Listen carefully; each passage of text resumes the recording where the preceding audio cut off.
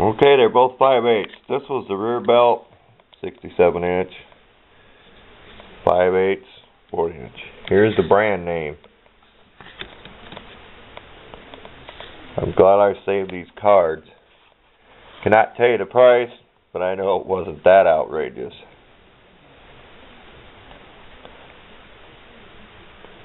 So that's what it took to put that motor on there. Well, even the other motor was the same, I should say. The other motor was the same. The Tecumseh motor, it mounted in the same place, used the same pulley, with the same height up off the frame. So I never got different belts when I changed motors. There might have been a little trouble there, see? I might have just took the slack out. But it says 5/8 on both. I know when I get another one, I may take my ruler with me. But I say it just wore down enough.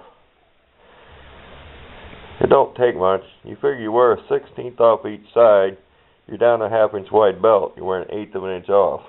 So it don't take long to wear a belt down. They grab on the side, not on the bottom. We'll see if it works, and that will end this little repair job. Sorry about the crappy camera shots. It might be hard to see laying underneath there. There's not a lot of room to fit yourself under there in the camera. Just in case anybody wants these numbers, they can find this brand. Yeah, get some shade there.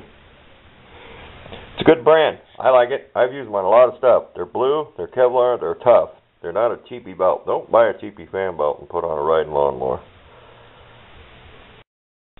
Okay, we're going to attempt to show this. Nope, I can't reach it. Let's try. That's like if you're putting the clutch in. It brings that forward, slacks up that front belt. Your back belt rides all the time. Okay, here's what the problem was. We'll get steady. I wrote down what the old belt was like.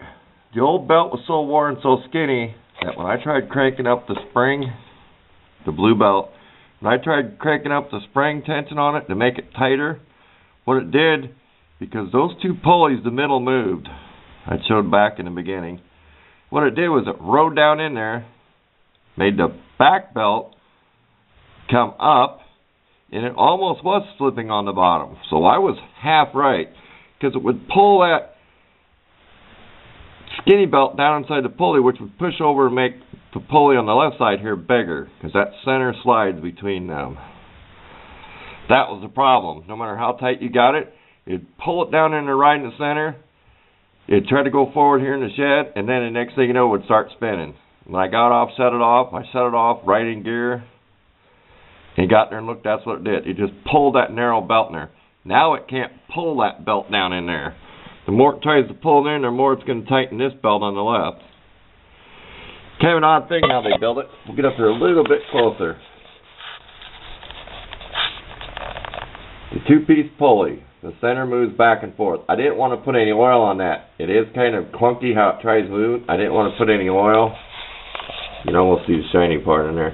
I did not want to put any oil or grease in there. I thought of silicone spray. No, I don't even need that problem. I don't want anything slipping.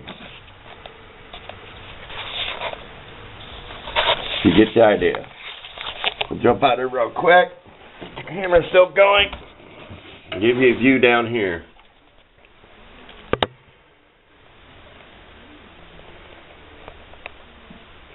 Kind of grainy, but this belt fits much better. Then we'll show you how wore the old belt was. We wrote it down, so we'll show you on paper. Okay, I don't know how good this is going to show up. The old belt was only 9/16 wide, 5/8 be 10/16, so it was wore at least a 1/16 on the outside. The narrowest part was down to 3/8. That would be the inside of your belt. Okay, the new one is 3/8 and almost plus another 1/16, that much wider. Also, the new belt is like 11/16 wide, which would be 5/8 plus a 16. So it is actually wider than a 5/8 belt. That belt says made in Italy. I went to several places to try to find this belt. Where I first bought these was at it's not on Telemacro, B37K. It's back in the other video before this one starts. I'll include this somewhere in here, these numbers. I went to a farm store called Baumgart's. Well, that's 7 miles away from me, my hometown. They did not have one. They had a 39 and a 41. I called 3 other stores of the same name in the city. Only one had the belt. When I asked them if they was going to be able to order any more, I got the, don't know. Have to see. I went to a John Deere implement dealer. They list a 39 and a 41-inch belt, okay? The book calls for a 40-inch belt. I've looked right in the book. They looked it up at the implement dealer. I looked it up in a book at the parts store. I went to like a automotive parts store. They'd have to order it. Well, I'm not going to order a belt, even though it was a Gates brand. I'm not going to order a belt and not know what it is. I know these belts are good, this fixed brand. They're blue heavy duty. They have Kevlar. They are a good belt. That's what I want to use. So this concludes the belt repair adjusting that spring tightener. I have a lot better adjustment now on the spring. It may be harder on my foot to press down, but I know it's going to be grabbing good, because that's how you slow that down. I don't have that whatever system was in there. I'll push the clutch part and let the belt slip a little bit to slow down. Well, that's going to wear that belt out, because it's always slipping, grabbing. That is your clutch part. The second belt going back to the transaxle is always constant. If you see how the double pulley system was. But sorry that's blurry there. But thanks for watching. Okay, I might have said this belt was made in Italy. It's made in India. Here's your numbers right on the belt. Okay, roll it back here where it says.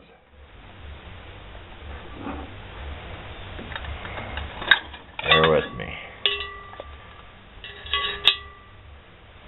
Get a little shadow on there. India. I can't tell you why I can't even read that number. FJD 50.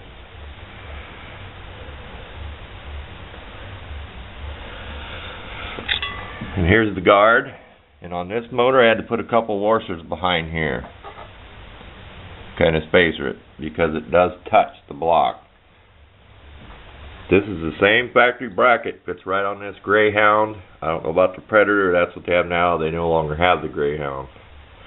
Well, Matt, I'll show how I rig my exhaust. I have pictures of that.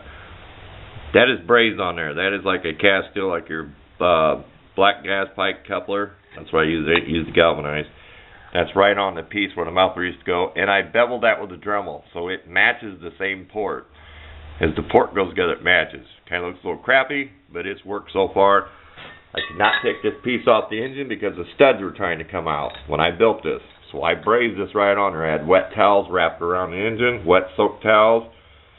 It never got hot down on the engine. It only got hot up here. Thought I'd show that. I do plan on putting a gas door up here. I have to unscrew this to get gas in my gas tank. This was never finished like it should have been. I'm going to put a gas door like you see on the old race cars, Dodge Chargers and stuff, where you flip it open, because right under here is your gas bill. You look down and see the tank. There's your gas tank. So that'll be pretty convenient. I'll modify it over so I can reach down, and even if I have to reach up underneath to take this lid off, I can use a hose. Because that's what I had to do this. I made my own front grill, because the other brackets came back and hit the motor and the carburetor on the other side. You watch some of the videos I made of this, you'll be able to see that. But I did have to drill the plate out down there and oblong it, because this comes with one set of holes in the motor that's straight through, then the oval to oblong holes. I had to do the opposite on the metal plate, which was kind of hard because you had to drill the 1/2-inch drill bit. If you ever tried drilling 2 holes side by side, you know what happens when your drill gets caught in there. But this has been reinforced. There's a couple pieces of metal that was cut out of here to clear around the oil plugs. This piece of metal is where the gas tank went. If you look on a stock one, this has all been cut out, because the gas tank piece went, this metal has all been chopped out of here. But that's enough of that. Show my crappy wiring down there running from it. I left all the ignition system on the motor. The only thing I did was run the charge wire up to where the solenoid was in here for the factory. That's where the battery post goes, just to make it easier to connect it where it charges my battery. And I do have a 12-volt car battery on the back of this. There is still enough room where you could get a motor in here. I even got a horn. You sat round. This even has a motorcycle horn on it. Just for the fun of it. So. And it's got, if you look at the other video, it's got fog lights in the front. They were supposed to be around at the factory. Those are cheapy $10 set fog lights. But this is like a tilt front end now. That is hinged. This is all one solid piece. So it's just like on a race car, tilt front end. I may run the exhaust out the side. I haven't decided yet. I may just run the exhaust out the side and make it easier to put gas in. I can always fill that hole in. This hood was cracked, damaged, destroyed, so I didn't take a good hood and go chop and hold it. This hood was broke. I've added pieces of fiberglass and fixed the front of it just to make it workable. But these videos have been too long. But I've never really did a project on this thing, project video. I've just had pictures and stuff. So, thanks again for watching.